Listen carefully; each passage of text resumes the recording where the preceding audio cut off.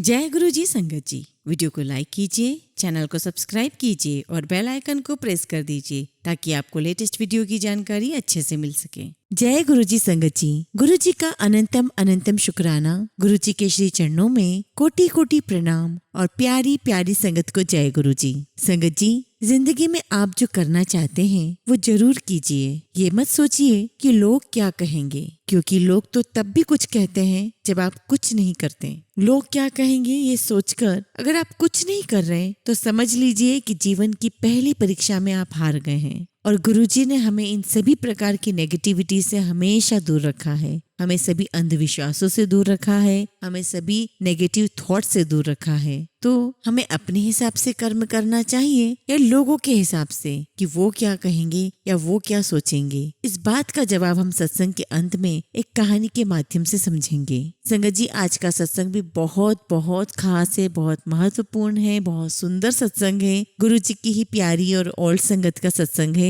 इस सत्संग को आप पूरा सुने और अंत तक सुने, क्योंकि निश्चित ही आपको इस सत्संग से बहुत सारी ब्लेसिंग्स मिलने वाली है। इसलिए संगत जी, सत्संग पूरा सुने और गुरु जी की ब्लेसिंग्स प्राप्त करें। हम सत्संग शुरू करें उससे पहले आप सभी से रिक्वेस्ट है, आप सभी अपना सत्संग सुंदर लिखावट में हिंदी में ईमेल आईडी और व्हाट्सएप पर शेयर कर सकते हैं, और अगर आप चाहें तो ईमेल आईडी और व्हाट्सएप पे टाइप भी कर सकते हैं। तो चलिए संगत जी, सत्संग शुरू करते हैं। आज का जो सत्संग हम सुनने जा रहे हैं वो गुरु जी की पुरानी संगत है, जिनका नाम है शताब्दी आंटी। तो आज हम शताब्दी आंटी का सत्संग सुनेंगे। जय गुरु जी संगत जी। शुक्राना टू गुरु जी कि उन्होंने आज मुझे इस लायक समझा और मुझे सत्संग करने का मौका दिया। Thank you Guruji and love you so much Guruji. मैं गुरुजी से कैसे मिली वो मैं आपके साथ शेयर करती हूँ। हमारी लाइफ नॉर्मल लाइफ, बहुत अच्छी लाइफ थी। हम सिंगापुर में रहते थे, जिससे हमें फील होता है कि लाइफ नॉर्मल चल रही है, ठीक चल रही है, अच्छी चल रही है। ठीक बस हमारी लाइफ वैसी ही चल रही थी। मेरी फ्रेंड है डॉक्टर नीलम, वो गुरुजी के पास जाया करती थी।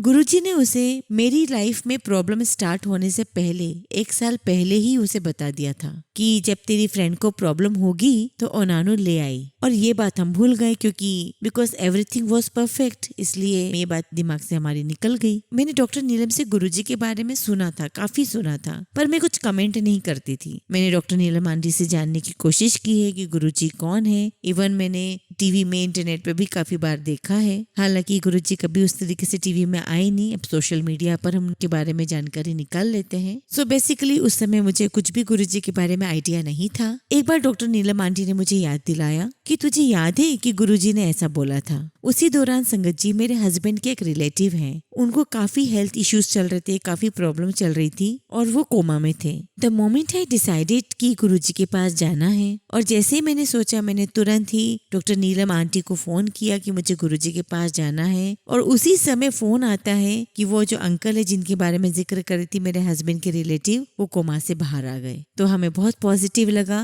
And then we went with the open mind. मेरे हस्बैंड तो किसी में भी बिलीव नहीं करते, ना भगवान में ना गुरु में, किसी में भी। लेकिन ऐसा भी नहीं था साथ में कि नहीं किसी भी जगह जाना नहीं है, वो हर जगह जाया करते थे। तो मैंने कहा कि ऐसा ऐसा है और हम भी गुरुजी के पास चलें क्या? तो बोले ठीक है चलते हैं। तो मैंने नीलम को भी फोन करके बोला कि तुम लोग प्लीज आ जाओ, हम लोग पहली बार जा रहे हैं तो हमें तो कुछ पता नहीं है वहाँ का क्या करना है, कैसे करना है। तो they also came to Empire State. जब हम वहाँ गए और मैंने जब गुरुजी को देखा, बहुत बहुत सुंदर गुरुजी अपनी गद्दी में बैठे हुए थे। संगत जी, उनकी पूरी बॉडी से बहुत रोशनी, बहुत लाइट आ रही थी। और संगत जी, मेरे हस्बैंड को लगा कि ये जो लाइट आ रही है गुरुजी के पास पास से, वो जरूर संगत ने कुछ फिट किया हुआ होगा या कुछ इलेक्ट्रॉनिक डिवाइस लगाया होगा। हमने काफी देर तक ढूंढा भी कि लाइट आ कहाँ से रही इनिशियल स्टेज पर, लेकिन बाद में हमें रियलाइज हुआ कि लाइट तो गुरुजी की खुद की अपनी डिवाइन लाइट है। एनीवेज, परेशान थी, गुरुजी के पास गई और माथा टेका,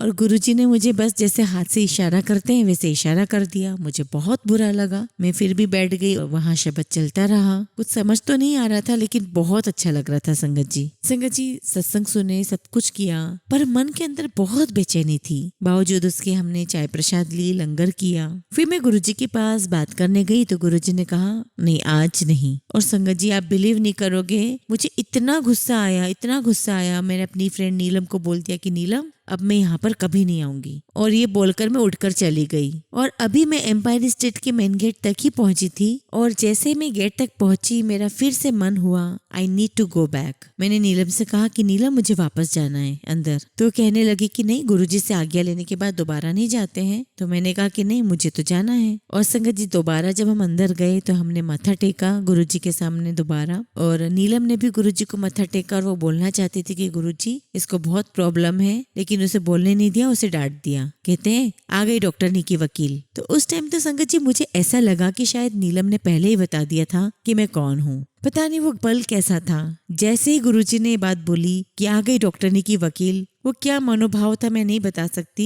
बस मुझे गुरुजी से उसी समय से प्यार हो गया। उसके बाद तो संगत जी गुरुजी से मिलने का, गुरुजी का चेहरा देखने का, उनके चरण छूने का एडिक्शन सा हो गया। संगत जी हर शाम को यानी कि थर्सडे, फ्राइडे, सैटरडे, संडे हम वहाँ एम्पायर स्टेट पहुंच जाते थे। और कई बार मैं सुनती थी कि किसी संगत को बोला कि 15 दिन में एक बार आना या 1 महीने में एक बार आना। तो हम लोग भी इस बात से डरे हुए रहते थे कि हमें लगता कि कहीं गुरुजी हमें ना बोल दे। और मन में यही विचार चला करते थे कि गुरुजी हमें तो अच्छा ही नहीं लगता, आपको देखे बगैर तो बिल्कुल भी अच्छा नहीं लगता, हमें आपका एडिक्शन हो गया है। और गुरुजी की बहुत बहुत कृपा है कि उन्होंने हमें कभी ऐसा नहीं बोला। Sangat ji we could see his face and touches his feet regularly and every day. और संगत जी जब मैं गुरुजी के चरण छूती थी ना तो उनके पैरों की जो फ्रेग्रेंस है, उनकी बॉडी की जो फ्रेग्रेंस है वो मेरे हाथ में आ जाया करती थी। इनिशियली तो मुझे लगता था कि जरूर गुरुजी कोई परफ्यूम लगाया करते हैं, और धीरे धीरे हमें एहसास होने लगा कि ये जो फ्रेग्रेंस है ये गुरुजी की फ्रेग्रेंस है, क्योंकि ये जो खुशबू है ये जो फ्रेग्रेंस है ये हमें किसी और जगह पर अभी आने लगी। जैसे कि किसी से मिलने हम हॉस्पिटल गए हैं तो वहाँ भी खुशबू आ रही है, और जहाँ पर डंप है, जहाँ गार्बेज है, वहाँ से तो बदबू आनी चाहिए, लेकिन वहाँ भी गुरुजी की खुशबू आती है, उनकी फ्रेग्रेंस आती है। संगत जी फिर धीरे धीरे पता चला, संगत से पता चला कि ये जो खुशबू आ रही है गुलाबों की, ये गुरुजी की फ्रेग्रेंस है। Thank you Guruji, thank you so much Guruji. तब भी ये मोमेंट बहुत प्रीशियस था, लेकिन तब हम इतना समझते नहीं थे। लेकिन आज जब मैं उस चीज को पलट के देखती हूँ तो मुझे एहसास होता है कितना प्यारा मोमेंट था, कितना लकी मोमेंट था कि हम लोग वहाँ थे। साक्षात भगवान शिव को हम अपने हाथों से छू पाए हैं, उन्होंने सर पे हाथ रखकर ब्लेस किया है। संगत जी हम ये सोच ही नहीं सकते हैं कि कितने जन्मों का पुण्य है हमारे साथ, और मुझे ऐसा लगता है कि कितने न जाने कितने जन्मों में हमने इतने अच्छे काम किए कि उसके फलस्वरूप हमें गुरुजी प्राप्त हुए हैं। और धीरे धीरे हमने रियलाइज किया कि हाँ गुरुजी ही शिव जी हैं। मुझे याद है बचपन में रोया करती थी तो मैं हमेशा कहती थी कि शिव जी आप मुझे दर्शन क्यों नहीं दे रहे, और एक दिन मुझे रियलाइज हुआ कि हाँ एक्चुअली मुझे शिव जी ने दर्शन दिए हैं गुरुजी के रूप में। कई बार होता है ना संगत जी कि बस अचानक से लाइट जलती है और आपकी आंखों में आंसू होते हैं। बस जस्ट मैं गुरुजी को शुक्राना करती हूँ कि थैंक यू गुरुजी, आपने मुझे ये सब समझाया।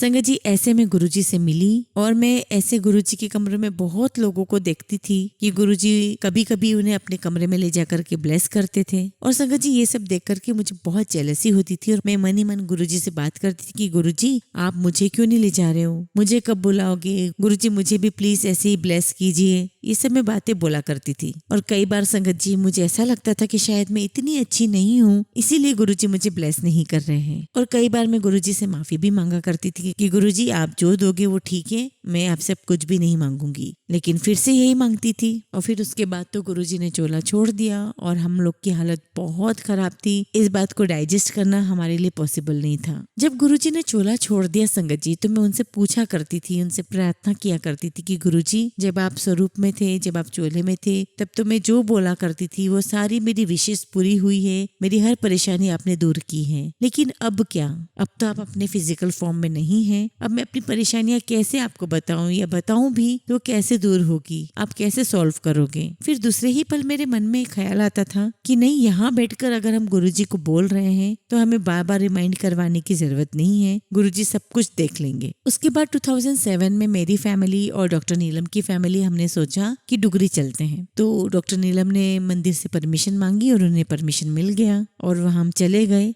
और संगत जी हमारी रहने की जो अरेंजमेंट है वो किसी संगत के घर पे की हुई थी। तो संगत जी हम वहाँ बहुत लेट पहुंचे और अक्सर ऐसा होता है कि जब गाँव में लेट पहुंचते हैं छोटे शहरों में तो जल्दी लाइटें बंद हो जाती है, लोग सब सो जाते हैं। तो ठीक कुछ वैसे ही हुआ और हम सीधे गुरुजी के घर पहुंचे। नवमी का दिन था, अगले दिन दशहरा था और हम नवमी की रात को वहां पहुंचे। और जब हमने दरवाजा खटखटाया तो बापूजी और गौरव अंकल की मम्मी ने दरवाजा खोला और जब उन्होंने हमें देखा तो हमसे कहा कि इतनी रात में आप लोग कहाँ जाओगे, आप लोग अंदर ही ठहर जाओ। और संगत जी उस समय मेरी हालत बहुत खराब थी, मुझे फीवर था। एनीवे हम लोगों ने उन्हें कहा कि हम लोग खाकर आए हैं और फिर उन्होंने हमें सोने के लिए बिस्तर दिए, एक कमरा दिया, उसमें बिस्तर लगा कर दिया और बहुत बड़ा रूम था वो। हम लोग वहाँ उस रूम में जाकर के सो गए। वहां पर कुछ चीजें व्हाइट चादर से भी ढकी हुई थी, बट फाइनली हम लोग वहां जाके सो गए। संगत जी नेक्स्ट डे दशहरा था और संगत जी मेरी फ्रेंड का बड़ा मन था कि उसकी पूजा मिस ना हो जाए वहां पर। और जो गौरव अंकल की मदर है वो दशहरे की पूजा कर रही थी वहां पर। और संगत जी बेसिकली हम लोग वहां पर गुरु जी का जन्म स्थान देखने गए थे और ज्यादातर संगत ना गुरु जी के जन्म स्थान से ब्रिक्स लेकर आया करते थे।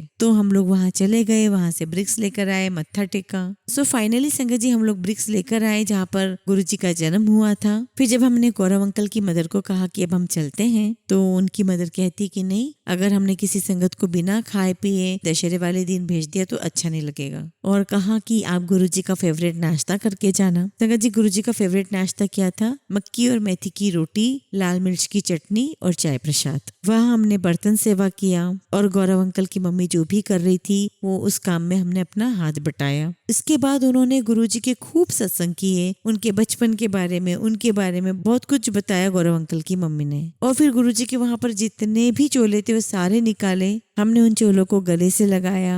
हमारी आंखों में आंसू थे संगत जी। तो उनकी माता जी बोलती गौरव अंकल की कि पता है आप किसके रूम में थे? तो हमने बोला नहीं, आप जिनके रूम में सोए थे वो गुरुजी का रूम था। तो संगत जी ये बात सुनकर मुझे बहुत रोना आया, मेरी आंखों में आंसू आ गए और मैंने गुरुजी से अरदास की कि गुरुजी मैंने तो सिर्फ आपसे छोटी सी प्रार्थना की थी कि मैं आपके कमरे में सोना चाहती हूँ जहाँ पर आप मुझे ब्लेस कर सके। आपने सचमुच में हमें अपने कमरे में सुलवाया, लख लख शुक्राना गुरुजी। और मैंने अरदास की गुरुजी कि आपने सिर्फ गुरुजी मुझे कमरे में बिठाया ही नहीं, आपने मुझे पूरी रात वहां रखा और अपने घर में रखा, लंगर करवाया और इतनी सारी ब्लेसिंग्स दी। और संगत जी मैं जब भी ये बात याद करती हूँ तो मुझे लगता है कि बस ये अभी अभी हुआ है। और गुरुजी से हम कुछ भी मांगते हैं, कभी गलत चीजें भी मांग लेते हैं, वो भी पूरी होती है संगत जी। और संगत जी इसीलिए गुरुजी हमेशा कहते हैं कि मुझसे मांगो नहीं मानो, और फिर भी हम लोग मांग ही लेते हैं गुरुजी से। और कई बार तो संगत जी ये लगता है कि गुरुजी मेरे सब कुछ है, माँ बाप भाई बहन सब कुछ, मेरा मायका मेरा ससुराल, एवरीथिंग इज गुरुजी। तो गुरुजी से नहीं मांगू तो किससे मांगू? क्योंकि संगत जी मेरे पास और कोई नहीं है जिनसे मैं मांग सकूं, मेरे जो है वो सब गुरुजी हैं। संगत जी अब मैं आपके साथ एक दिवाली का सत्संग करती हूँ। और संगत जी ये है 2006 की बात। संगत जी जैसा कि मैंने आपको बताया कि मेरे हस्बैंड बिल्कुल भी भगवान, पूजा पाठ, गुरु किसी में भी नहीं मानते थे, पर संगत जी गुरु जी की ऐसी असीम लीला थी कि वो गुरु जी को मानने लग गए थे। संगत जी एक बार ना वो मनी मन कुछ सोच रहे थे, मुझे नहीं पता वो क्या सोच रहे थे। तो हम लोग लंगर के बाद मत्था टेकने गए तो सडनली गुरुजी ने उन पर चीखना चिल्लाना शुरू किया कि पर्चा ना कराकर तू मैनू पर्चा करदा है। हमें उतनी पंजाबी आती नहीं थी बिल्कुल भी, हमें तो संगत जी समझ ही नहीं आया कि गुरुजी बोल क्या रहे हैं। लेकिन जब गुरुजी इनको डांट रहे थे मैं तो साइड में जाकर खड़ी हो गई कि मैं तेरे को जानती नहीं हूँ, ये जो डांट खा रहे हैं, आई डोंट नो हिम। हालांकि हमें बहुत बुरा लगा, लेकिन संगत जी उस टाइम हम नहीं जानते थे कि जब गुरुजी डांट लगाते हैं तब हमारा बहुत बड़ा भला कर रहे होते हैं। एनीवे संगत जी हम लोग घर गए, घर पहुंचे, हम लोग सो भी नहीं पा रहे थे और हम लोग घर जाकर के बहुत सोचने लगे कि इसका मतलब क्या है, पर्चा का मतलब क्या होता है। फिर तब हमने नीलम आंटी को कॉल किया और उन्होंने हमें बताया कि पर्चा मतलब परीक्षा होता है। तो मेरे हस्बैंड ने जैसे ही सुना ही वॉज वेरी अमेज्ड। तो तब उन्होंने मुझे बताया कि एक्चुअली मैं यही सोच रहा था कि मन ही मन में गुरुजी से कह रहा था कि गुरुजी अगर आप ये करके बता दो तो मैं आपको मान जाऊं, आप वो करके बता दो तो मैं आपको मान जाऊं। तो मेरे हस्बैंड गुरुजी की परीक्षा ही ले रहे थे। तो गुरुजी तो अंतर्यामी है संगत जी, आपने आगे पीछे इस जन्म उस जन्म में कुछ भी सोचा हो उन्हें सब कुछ पता है। और तब हमें पता चला संगत जी कि गुरुजी अंतर्यामी है, हमारे दिल की बात गुरुजी को पता चल जाती है। तो संगत जी ऐसे ही 2006 में दिवाली के समय हमारे घर पर गेस्ट आने वाले थे, बट माय हस्बैंड सेड कि एम्पायर स्टेट में जाके गुरुजी से मिले बगैर तो हम दिवाली के दिए जला ही नहीं सकते। तो हम लोग दिए लेके गुरुजी के पास एम्पायर स्टेट पहुंचे और हम जल्दी पहुंच गए थे। मेन डोर खुला हुआ था और हम अंदर चले गए,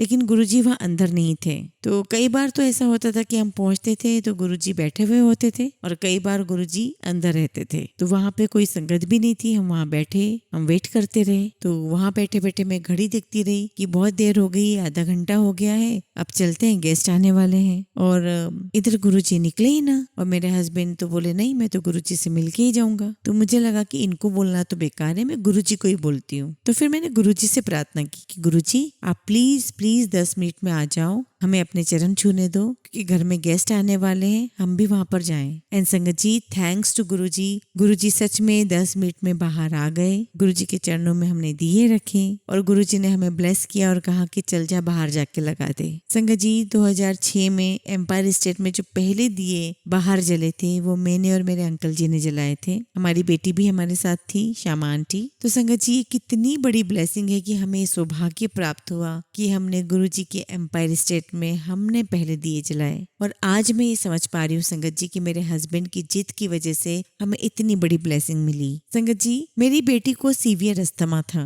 और महीने में 1 या 2 बार हमें उसको इमरजेंसी में ले जाना ही पड़ता था। संगत जी, मैंने गुरुजी को डायरेक्टली कभी नहीं बोला, लेकिन बच्चा आपके सामने ब्रेथलेस होता है तो आपको बिल्कुल अच्छा नहीं लगता। संगत जी, यू फील मिजरेबल, आपको समझ में नहीं आता कि आप क्या करें क्या ना करें। संगत जी, मैं गुरुजी को मन ही मन बोला करती थी कि गुरुजी प्लीज आप मेरी बेटी को ठीक करो। तो संगत जी, आप बिलीव नहीं करेंगे, मैंने कभी गुरुजी से इस बारे में बात नहीं की बिना मेरे गुरुजी से कहे। गुरुजी ने एक दिन मुझसे कहा कि तू एनानो अंगूर खिला। मैंने बोला गुरुजी अंगूर, कौन से अंगूर? तो गुरुजी ने कहा काले वाले अंगूर। मैंने कहा कितने गुरुजी? तो उन्होंने कहा 4 खिलाने हैं। और संगत जी, मैं अपनी बेटी को गुरुजी के कहने के बाद रोज 4 अंगूर खिलाती थी। संगत जी, आप बिलीव नहीं करोगे, वो 4 अंगूर खाते खाते कब उसका इमरजेंसी में जाना बंद हो गया, कब उसका इनहेलर लेना बंद हो गया, उसे खुद को भी पता नहीं चला। संगत जी, गुरुजी को कुछ भी बोलने की जरूरत नहीं पड़ती, वो बिन बोलिया सब कुछ जानता।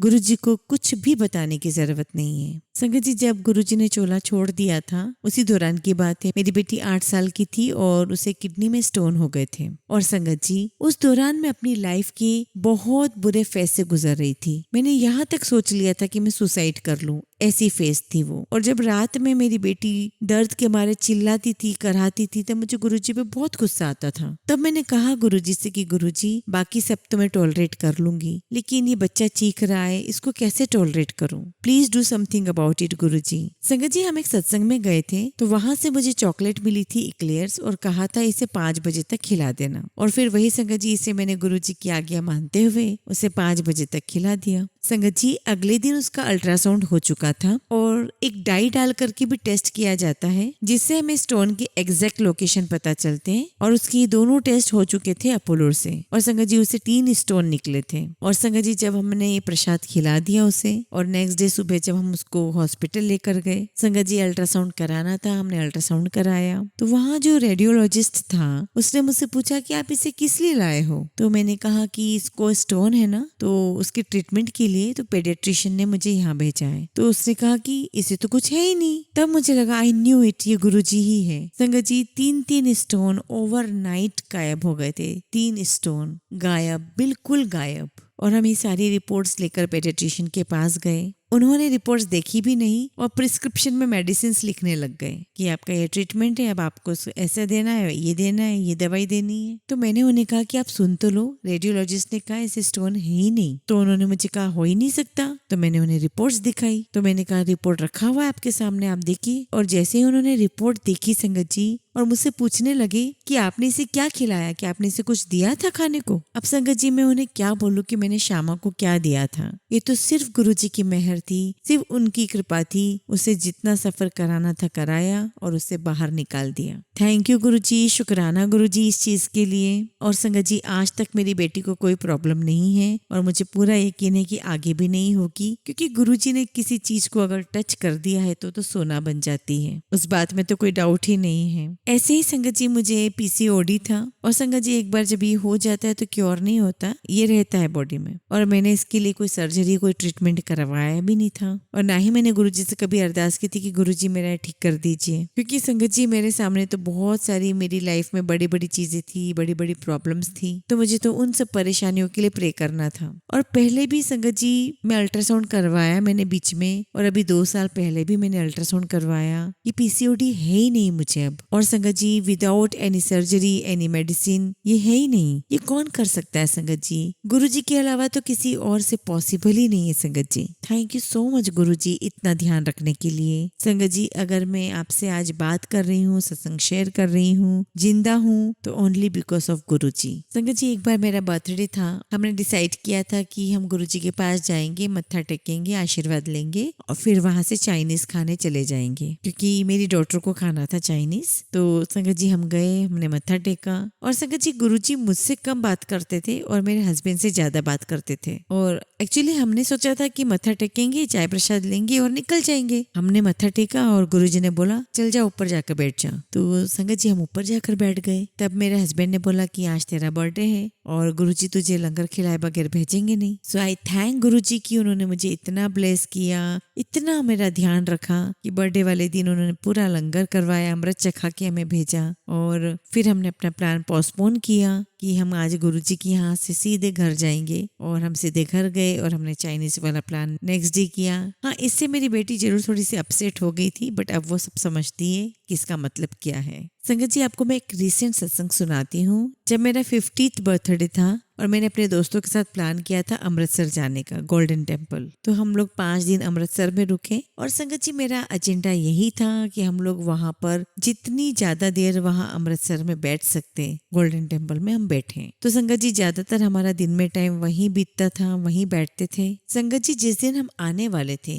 यानी कि नेक्स्ट डे हमारी ट्रेन थी, तो उसके एक दिन पहले जो लास्ट में गुरु ग्रंथ साहिब को लेकर पालकी में जब अंदर जाते हैं तो हमें वो देखने का मौका मिला। तो हम भी वहाँ खड़े थे और गुरु जी की कृपा से हमें टच करने का भी मौका मिला। संगत जी मैं किसी भी देव स्थान पर जाऊं, कहीं पर भी जाऊं, वैष्णो देवी जाऊं या किसी और भी जगह पर, हमेशा जो मन में कन्वर्सेशन चलती है वो गुरुजी से ही चलती है। सब कुछ एक ही है। मैं चाहे माता रानी के ही दर्शन करने क्यों ना जाऊं, मेरे मुंह से गुरुजी ही निकलता है और मैं गुरुजी से ही बातें करती हूँ। तो जब हम अंदर गए तो गुरु ग्रंथ साहिब पर जो फूल चढ़े हुए थे वो फूल डिस्ट्रीब्यूट कर रहे थे। तो मुझे भी थोड़े फूल मिले, पर मेरे अंदर तो लालच था। तो वहाँ पे 2-3 माला भी थी, वो भी किसी न किसी को मिल रही थी। तो मेरे मन में लालच आया कि गुरुजी मुझे तो वो माला चाहिए। पर तब तक माला डिस्ट्रीब्यूट हो चुकी थी, मुझे माला नहीं मिली और मैं थोड़ी अपसेट हो गई और मैं गुरुजी से कंप्लेंट करने लग गई कि गुरुजी देखो मैंने आपसे माला मांगी और मुझे माला नहीं मिली। फिर मैंने उसी पल गुरुजी से माफी भी मांगी कि नहीं गुरुजी सॉरी, कि गुरुजी आपने मुझे फूल दे तो दिए, इट वॉज सेम। पर संगत जी तभी मुझे एक सरदार जी बुलाते हैं और कहते हैं इधर आना। तो उन्होंने मुझे पंजाबी में बुलाया था, मुझे पंजाबी आती नहीं है। तो जब मैं वहां गई तो उन्होंने मुझे वो माला दे दी जो उन्हें एक्चुअली गुरु ग्रंथ साहिब से मिली थी।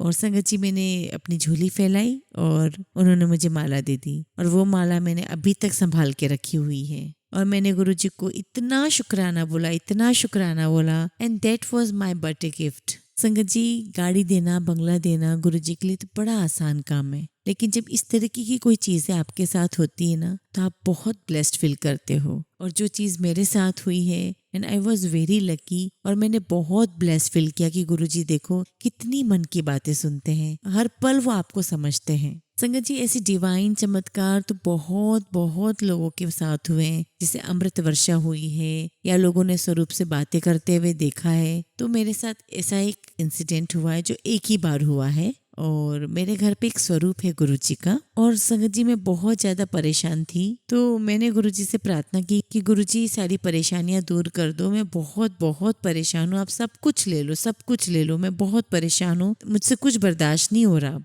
तो संगत जी गुरुजी मुझे कहते हैं कि अच्छा तेरा सारा दुख मुझे दे दे, सारी परेशानियां मुझे दे दे। तो मैंने कहा कि गुरुजी सिर्फ दुख देने से चलेगा? क्योंकि बाकी दुख के साथ सुख और सुख के साथ दुख भी तो आता है, तो कुछ पॉजिटिविटी, कुछ सुख भी तो देना पड़ेगा। तो गुरुजी कहते हैं कि तू अपना सारा कुछ मुझे दे दे, सारा कुछ। तो मैंने कहा गुरुजी, मैं आपको अपना सब कुछ दे देना चाहती हूँ, सब कुछ, जिसको शायद सरेंडर कहते हैं, पर मुझे नहीं पता गुरुजी कैसे करना है। प्लीज मुझे बता दो, मैं करूँ कैसे? इसका कोई प्रोसीजर मेरे पास नहीं है, मैं कैसे करूँ गुरुजी? बस इतना ही होता है और मेरा वो ट्रांस खत्म हो जाता है। और मैं थोड़े दिन परेशान रही कि गुरुजी ने मुझे पूरी बात क्यों नहीं बोली। आई थिंक गुरुजी चाहते थे कि मैं फिगर आउट करूं कि कैसे सरेंडर करना है या कैसे मैं उनको अच्छी बुरी चीज दोनों उनको दे पाऊं। संगत जी, कोशिश अभी भी जारी है। इस चीज को मैं अभी तक कर तो नहीं पाई हूँ, लेकिन इतना पूरा विश्वास है कि अगर गुरुजी के मुंह से ये चीज निकली है तो संगत जी 100% होगा जरूर। मतलब ऐसा हो ही नहीं सकता कि ये ना हो। तो मैं उस दिन का वेट कर रही हूँ कि कब गुरुजी मुझ पर ये कृपा करें। ऐसी संगत जी, एक बार मैंने सोचा कि गुरुजी मुझे आपके जूते जोड़े का एक धागा भी मिल जाए ना तो बहुत है। सितंबर 2007 के लगभग की बात होगी। गुरुजी ने चूल्हा छोड़ दिया था। तो संगत जी, मैं घर से सोच करके गई थी, आज तो मुझे कैसे भी करके, कुछ भी करके एक धागा ही दिला दो अपने ज्योति जोड़े का। उसी दिन संगत जी, आप बिलीव नहीं करोगे, हमें तो पता भी नहीं था कि ऐसा कोई है भी। हम उन्हें प्यार से टेलर आंटी कहते हैं। टेलर आंटी जो है वो गुरुजी की माताजी की सूट सिला करती थी और गुरुजी के चोले को ऑल्टर भी करती थी। उन पर गुरुजी की बहुत बहुत मेहर है। तो उसी दिन एम्पायर स्टेट में उन लोगों से मुलाकात हुई, उनसे बातचीत हुई। उन्होंने बहुत सारे सत्संग सुनाए गुरुजी के। उनका तो इतना अच्छा सत्संग है कि सुनकर आंखों से आंसू आ जाते हैं। और वो एम्पायर स्टेट के पीछे ही रहते हैं, सुल्तानपुर में। तो उन्होंने हमें काफी बार बोला कि चलो हमारे साथ घर चलो। काफी रात भी हो गई थी, तो हमारे मन में तो लालच था ही सही। तो हम उनके साथ चले गए। डॉक्टर नीलम भी थी और एक दो फ्रेंड्स और थे। गुरुजी ने उन्हें न जाने कितनी चीजें ब्लेस करके दी हुई है। गुरुजी के चोले, गुरुजी के जूते जोड़े, गुरुजी का स्वरूप, बहुत सारी चीजें वहां पर थी। And aunty is just like a divine. अगर आप उनका चेहरा देखोगे ना तो जैसे लगता है जैसे उनके चेहरे से लाइट निकल रही हो। उन्होंने हमें चाय प्रसाद पिलाया, गुरुजी के हमने चोले देखे, टच किया। उसके बाद मेरे और नीलम के मन में वही लालच। तो हमने कहा कि आपके पास गुरुजी के चोले के कुछ टुकड़े वगैरह तो रखे होंगे। तो उन्होंने कहा हाँ, ऐसे तो बहुत रखे रहते हैं, बटन्स वगैरह भी रहते हैं। तो हमने उनसे डरते हुए पूछा कि हमें मिल सकता है क्या? तो उन्होंने कहा हाँ हाँ, क्यों नहीं। और संगत जी, मुझे तो आंखों में आंसू ही आ गए, क्योंकि मैं घर से बोलते हुए निकली थी कि गुरुजी आप आपके चोले का धागा भी मिल जाएगा या जूते का भी धागा मिल जाएगा तो मैं बहुत ब्लेस फील करूंगी। और मुझे धागा तो नहीं मिला, पूरा के पूरा चोले का पीस मिला, मुझे भी और नीलम को भी। और गुरुजी की कृपा से जो टेलर आंटी है, जो गुरुजी के चोले ऑल्टर किया करती थी और जो गुरुजी की माताजी के सूट बनाती थी, उन्होंने मुझे एक सूट बना करके दिया है। It is such a divine feeling संगत जी। उन्होंने मेरा कोई नाप नहीं लिया था और जो उन्होंने बनाया वो बिल्कुल परफेक्ट बनाया। और उस सूट को पहनकर संगत जी मुझे एक अलग ही फीलिंग होती है। And Sangat ji, it is like made with love. Sangat ji, उन हाथों ने गुरुजी के चोले बनाए, उन हाथों ने गुरुजी की माताजी के कपड़े बनाए। तो ये मेरे लिए तो बहुत बड़ी ब्लेसिंग्स हैं। और संगत जी, गुरुजी की हम पर बहुत बहुत सारी ब्लेसिंग्स हैं। मैं जितना भी शुक्राना करूं उतना कम है, जितना शुक्राना करूं उतना कम है। जय गुरुजी, शुक्राना गुरुजी, ऐसे ही सब पर ब्लेस करते रहना गुरुजी। जय गुरुजी, शुक्राना गुरुजी। संगत जी, हमेशा की तरह हम सत्संग का अंत एक बहुत सुंदर कहानी से करेंगे। बात बहुत पुरानी है। चीन के किसी गांव में एक किसान रहता था। उसके पास एक बहुत ही शानदार घोड़ा था। एक दिन वहां का राजा जब उस गांव से गुजर रहा था तो राजा की नजर किसान के घोड़े पर गई। राजा को घोड़ा भाग गया। अगले दिन राजा ने किसान को दरबार में बुलाया और कहा, मुझे तुम अपना घोड़ा दे दो, बदले में मैं तुम्हें मुंह मांगी रकम दूंगा। लेकिन किसान ने राजा के सामने हाथ जोड़कर बड़ी विनम्रता से मना कर दिया। किसान घर पर आया ही था कि थोड़ी ही देर में गांव में उसके आस पड़ोस के लोग उसके घर पर आ गए और लोग समझाने लगे कि ये तुमने बहुत गलत किया। भाई, राजा ने तुमसे घोड़ा खरीदना चाहा, इसे तो तुम्हें अपना सौभाग्य समझकर राजा को भेंट कर देना चाहिए। भला तुम क्या करोगे घोड़ा लेकर? सभी बातें करने लगे। राजा को मना कर दिया। कैसा बेवकूफ है ये। किसान ने कहा, ये मेरा निर्णय है और मुझे ही प्रभावित करने वाला है। आप लोग कृपा करके इतनी चिंता ना करें। आपको बेगानी शादी में अब्दुल्ला दीवाना बनने की जरूरत नहीं है। लोग चले गए।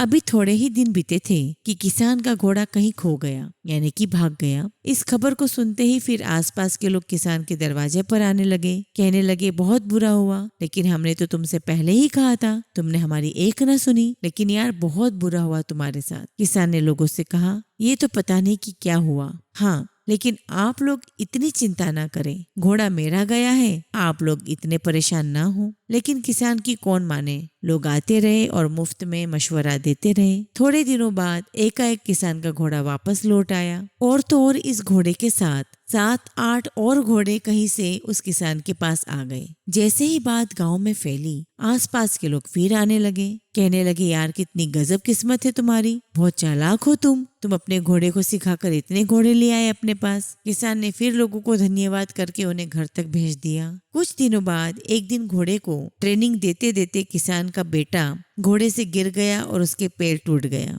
लोगों को बस पता चलने की देर थी। पता चलते ही आसपास के लोग फिर किसान के घर तक पहुंचने लगे, कहने लगे हम तो पहले से ही कहते थे इस घोड़े को राजा को दे दो। अरे ऐसे घोड़े से हम किसानों को भला क्या काम, ये घोड़ा है ही मनुष्य तुम्हारे लिए, तुम भी महामूर्ख को बेच दो इसे। किसान ने बड़ी विनम्रता से हाथ जोड़ करके कहा, मेरा बेटा घोड़े को ट्रेन करते करते गिरा है, वह जल्दी ठीक हो जाएगा, आप दुखी ना हो, आप अधिक फिक्रमंद ना हो। लेकिन सुने कौन, लोग आते रहे, अपने अपने हिसाब से अपना अपना ज्ञान किसान को देते रहे। 2 दिन के बाद ही इस राजा के राज्य पर पड़ोसी राजा ने आक्रमण कर दिया। लड़ने के लिए सैनिकों की जरूरत थी। गांव के सभी जवान युद्ध लड़ने चले गए, सिवाय इस किसान के बेटे की जिसका पैर टूटा हुआ था। तो संगत जी, इस कहानी से सीख यह है कि प्रकृति की सभी घटनाएं बहुत ही जटिल तरीके से आपस में जुड़ी हुई है। इसलिए निश्चित होकर कोई भी और कभी भी नहीं कह सकता कि किसी के साथ घटी घटना उसके लिए अच्छा है या बुरा, क्योंकि हमें न तो अच्छे किस्मत का अंजाम पता है, न ही हमें बुरे भाग्य का परिणाम। जीवन की हर घटना पर चिंतित होने या उस पर प्रतिक्रिया देने की कोई जरूरत नहीं है। समय के गर्भ में बहुत सारी बातें ऐसी हैं जिसका हमें दूर तक भी कोई आभास नहीं है। इसलिए संगत जी, बिना किसकी परवाह किए, बिना किसी बात की चिंता किए या लोग क्या कहेंगे उसकी चिंता किए बगैर सिर्फ अपने कर्म करते जाना है, ईश्वर का नाम लेते जाना है, गुरु जी का नाम लेते जाना है, और बस जैसा समय हमें दिखाता जा रहा है हमें वैसा काम करते जाना है। जय गुरु जी, शुक्राना गुरु जी।